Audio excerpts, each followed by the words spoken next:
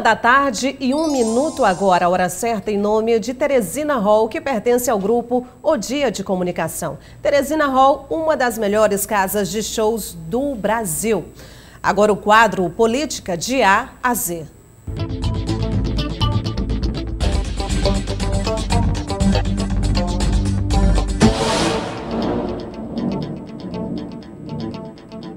Aqui comigo no estúdio, Arimateia Azevedo. Boa tarde, Arimateia. Boa tarde, Nádia. Boa tarde para a nossa convidada hoje, deputada federal Margarete Coelho. Seja bem-vinda. Muito obrigada, muito boa tarde, Arimateia, muito boa tarde, Nádia, aos ouvintes.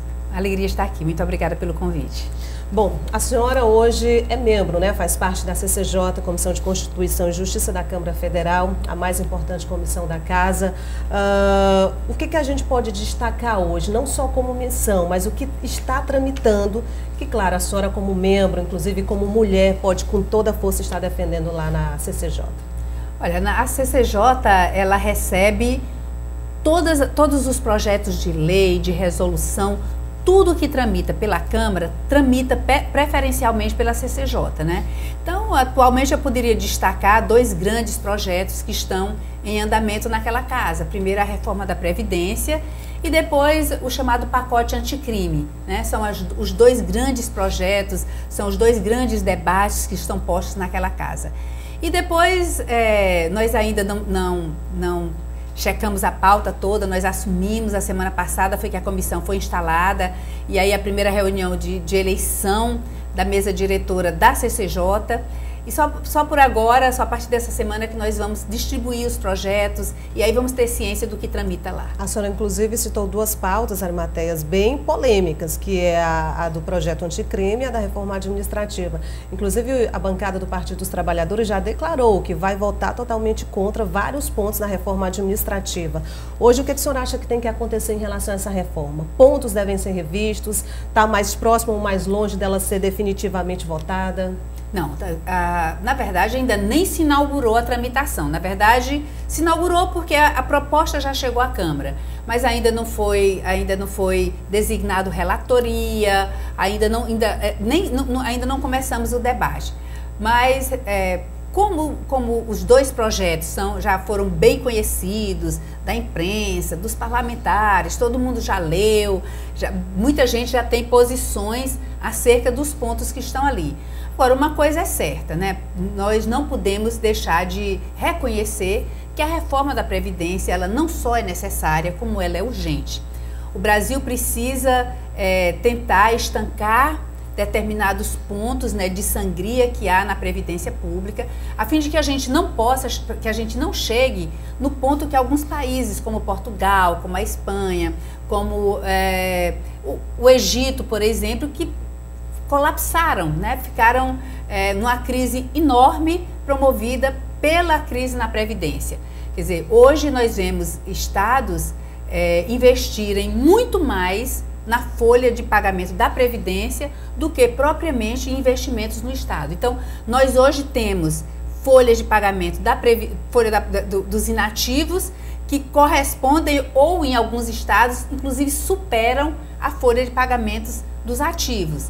Então, também, da forma como está, a Previdência vai entrar em crise, numa crise muito maior do que o que ela já está. Então, para que isso não ocorra, nós precisamos de uma Previdência que seja viável, que seja sustentável, que atinja a finalidade dela, né, de proteger o cidadão na fase mais difícil da vida dele, que é a fase da velhice, né, alguém que trabalhou para o Estado, que trabalhou para o país, que trabalhou mesmo na empresa privada, construiu o país, que depois, né, na velhice, ele fique no desamparo. Deputada, pela sua fala já dá para perceber que a discussão vai ser muito ampla e não há posições postas já a favor da reforma.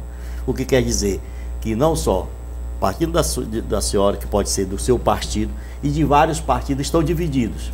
Então, em que ponto o governo pode contar com esse apoio no Congresso? O projeto é muito, muito vasto, realmente, e toca em muitos pontos. Eu acho, Arimateia, eu preferia responder o contrário, no que não se discute.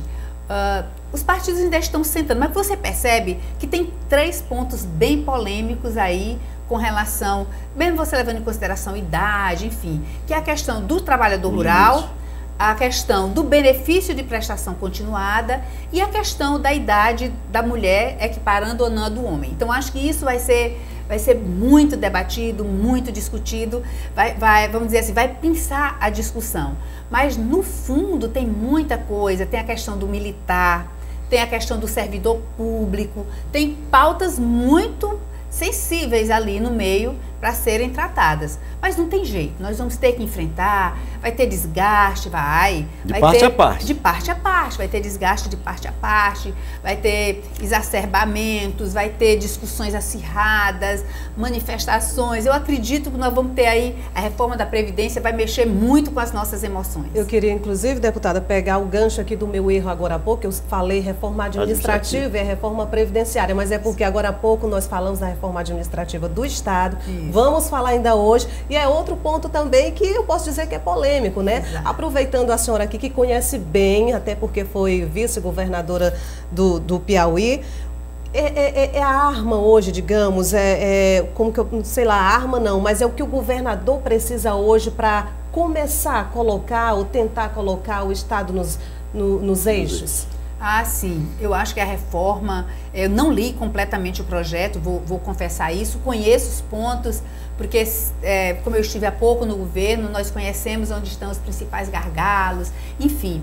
Mas eu acho que um ponto é bom, dar uma enxugada na máquina, dar uma concentrada das ações, de cada ação em cada uma das secretarias, diminuir, vamos dizer assim, a quantidade de sobreposições que há nas competências dos diversos órgãos públicos. Questão até de execução de projetos e obras. Exatamente. Então, se a gente concentrar obras tais numa pasta, obras tais em outras, políticas tais numa, isso fica mais fácil de controlar.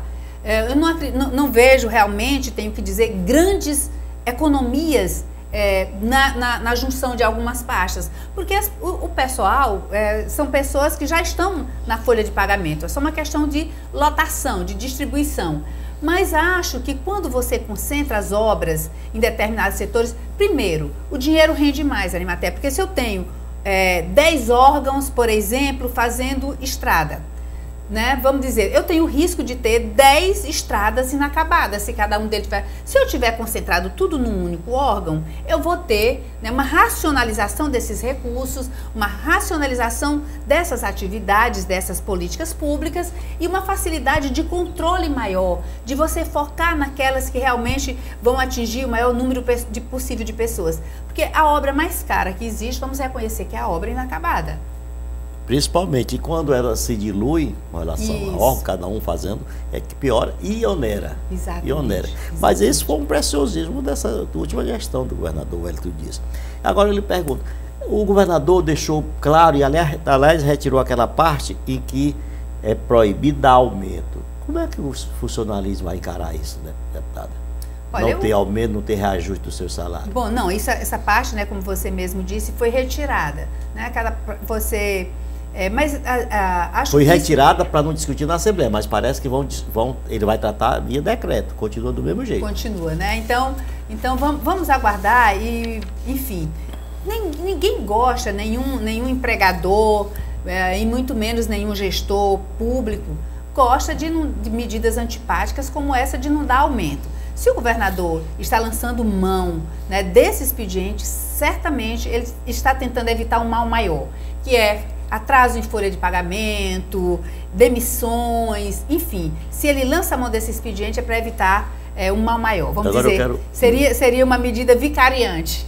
Eu quero pegar um gancho aqui da Nádia logo do início, que ela falou nas duas questões, a CCJ, de que a senhora participa, e uma comissão que com a senhora coordenadora, em relação ao projeto encaminhado pelo ministro Moro. Sim. Que avaliação a senhora tem desse projeto?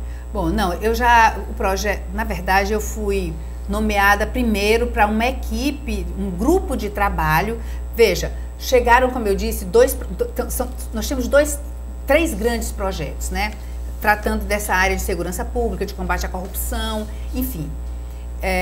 O CNJ constituiu uma equipe de trabalho, um grupo de trabalho, para buscar soluções e apresentar soluções, apresentar sugestões com relação à segurança pública, porque quando você fala de milícias privadas, de crime organizado, de tráfico de drogas, enfim, você está falando também de segurança pública, um ponto da segurança pública, mas falando de segurança pública, quer dizer, são crimes de grande potencial ofensivo na sociedade. E a Nádia perguntou se isso tinha alguma relação. Você percebe pelo pacote, né, que veio de lá. E a Câmara recebeu também um outro projeto, que é o projeto chamado Projeto Anticrime, de autoria do ministro Moro, que veio do Ministério da Justiça.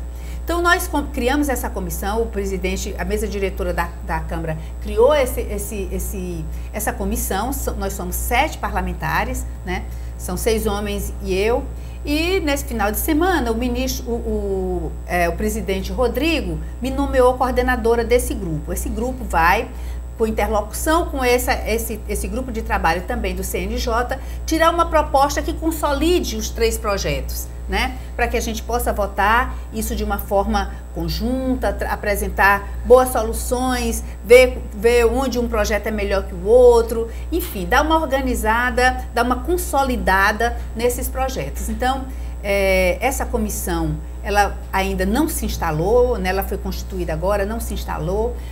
Nós vamos chegar logo mais a Brasília, eu vou daqui a pouco para Brasília, e nós vamos começar a reunir o grupo de trabalho. Antes que a Nádia encerre, eu gostaria de perguntar o nosso tempo está sobre corrido. STF, a decisão do STF de transferir para a Justiça Eleitoral essa história do chamado crime Caixa 2. Essa pergunta também para jurista, para advogado. Exatamente. Olha, eu acho uma grande injustiça quando se diz que a Justiça Eleitoral não tem condições de investigar Caixa 2, de investigar o crime de Caixa 2. E, vamos dizer, aquilo que está correlato a ele. Ele está diretamente ligado ao processo eleitoral. Então, não tem como não adianta você prender e deixar com um mandato. Tem que caçar o mandato, enfim.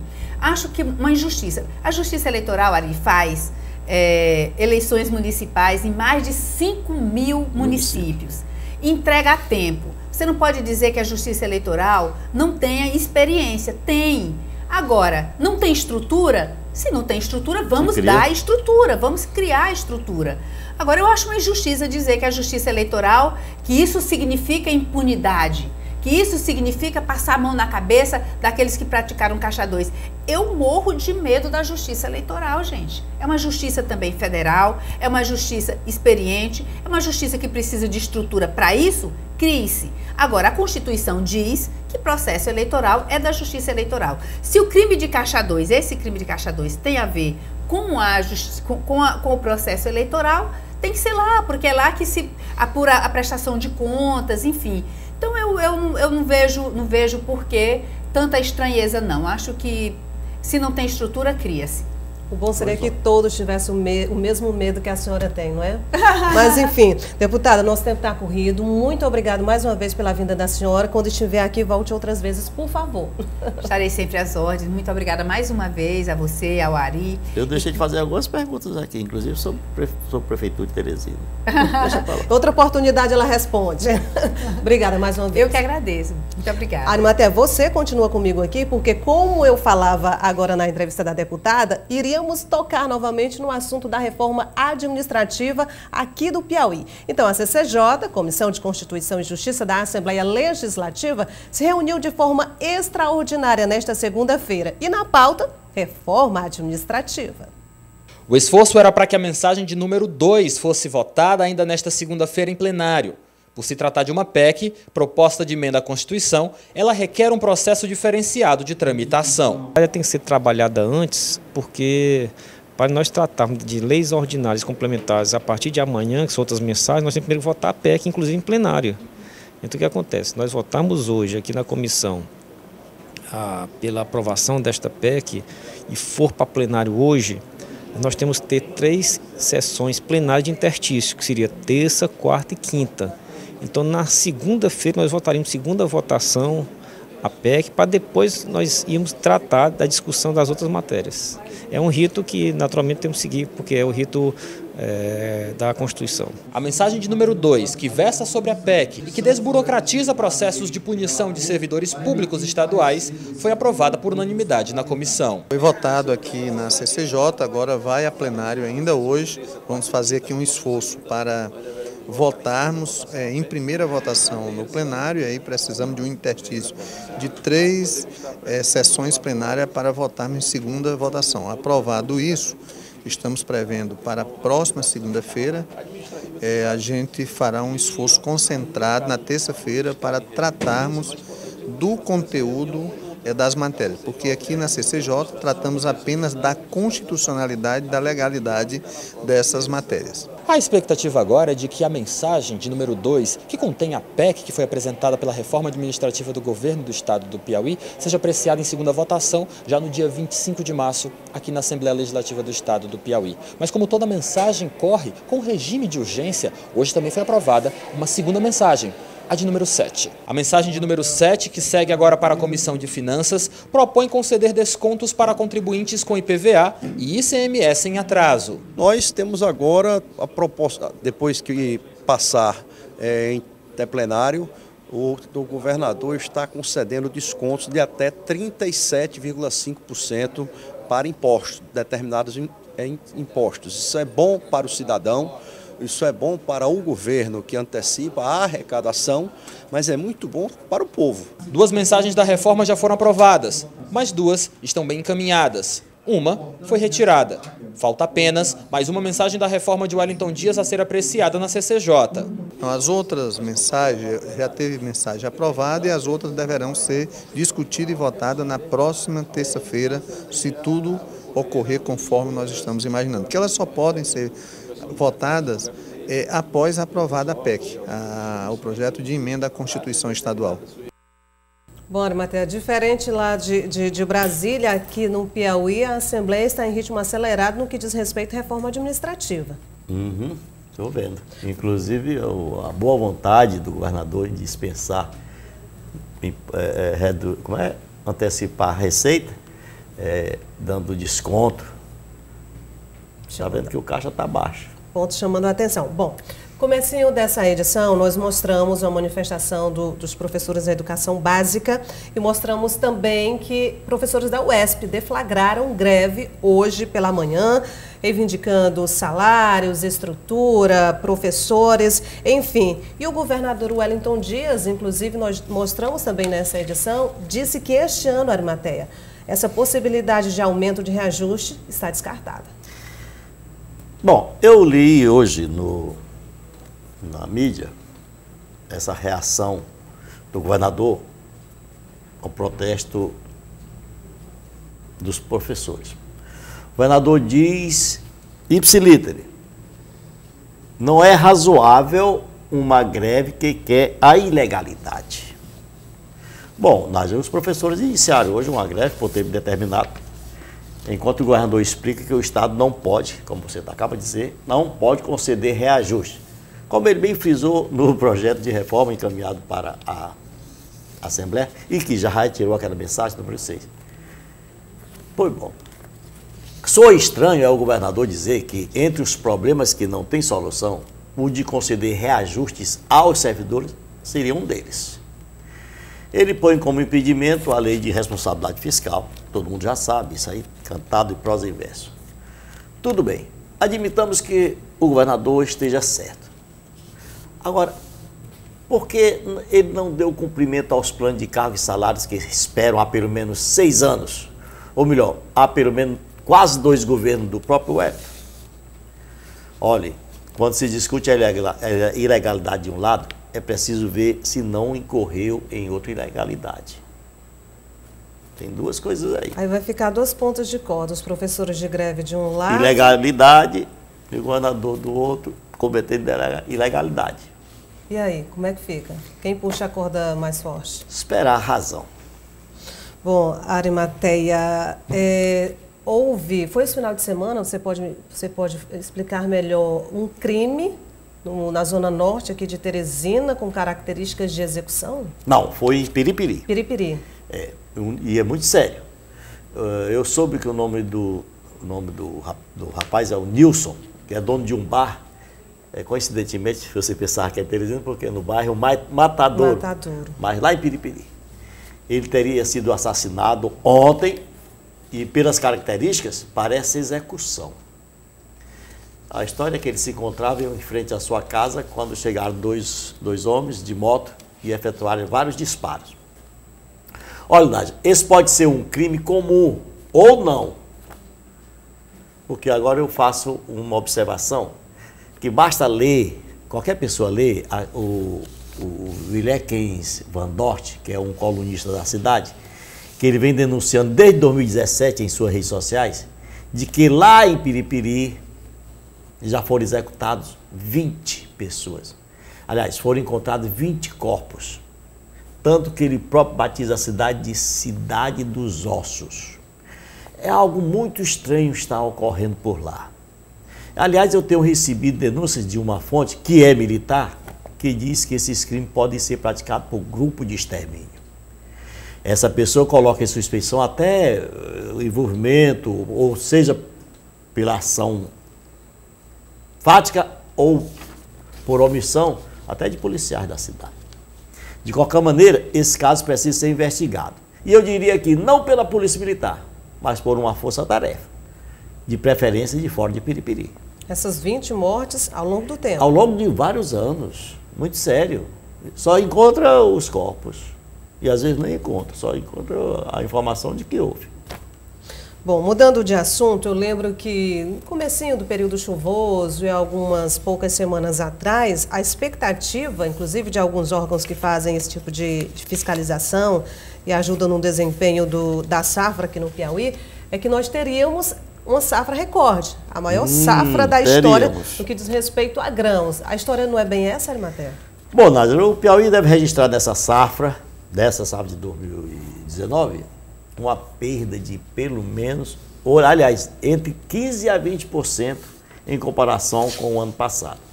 A soja, que é a principal cultura do estado, vai registrar perdas que pode superar 15%.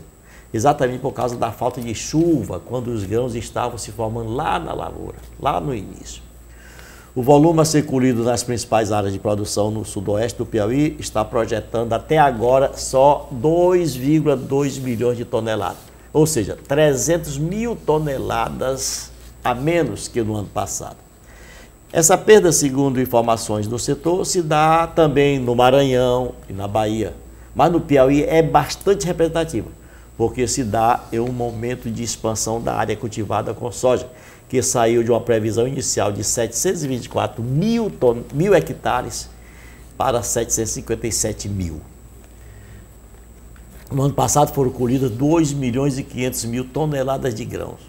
Mas, pior que isso, é a falta de estrutura nos cerrados.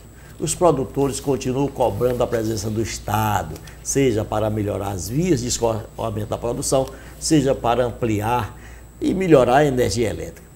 O governo realmente tem pontuado muito nessa questão, mas só na mídia. Inclusive, eu lembro agora que o escritório da AproSoja, que ficava no sul do estado, agora com a nova presidência, a nova diretoria, mudou para Teresina justamente por questões como essas, para ficar mais perto do governo, para ficar mais perto de alguns órgãos. Como quem diz, para ficar mais próximo para cobrar, né? E tentar uma solução, que é o principal. Arimatea, alguns assuntos que ali a gente diz que estão na moda. Agora parece que o caso Lava Jato vai demorar a sair de moda.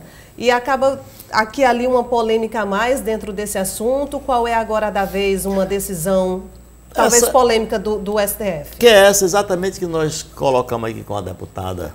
Eu procurei mais cobrar da advogada, excelente jurista que ela é, com relação a essa história de transferir a questão do Caixa 2 para a Justiça Eleitoral.